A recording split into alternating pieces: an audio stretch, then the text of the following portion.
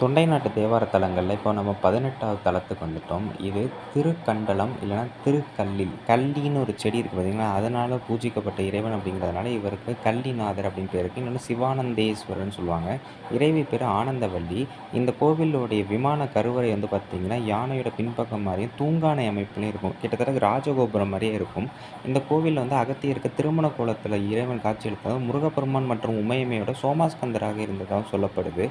முக்கியமா அகத்தியருக்கு வந்து இந்த கோவில்ல வந்து பார்த்தீங்கன்னா, ஒரு திருமண கோலத்தை காட்டியதாக சொல்லப்படுது. நம்ம தேவார பாடல்கள்ல சம்பந்தர் மட்டும் ஒரே ஒரு பதிகம் 1ஆம் திருமுறையில 119வதுல பாடியிருக்கிறார். "முள்ளின் மேல் முதுகுகை" அப்படிங்கிற பாட்டு பாடியிருக்காரு.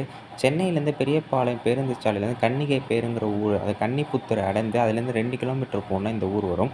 மிக முக்கியமான இன்னொரு விஷயம் என்ன அப்படின்னா, இந்த கோவில்ல உள்ள தட்சிணாமூர்த்தி சக்தி தட்சிணாமூர்த்தின்னு அழைக்கப்படுகிறார். காரணம், இங்க இருக்கக்கூடிய தட்சிணாமூர்த்தி தன் துணைவியான பார்வதி தேவியோடு இருக்கிற அமைப்பில இருக்கிறார்.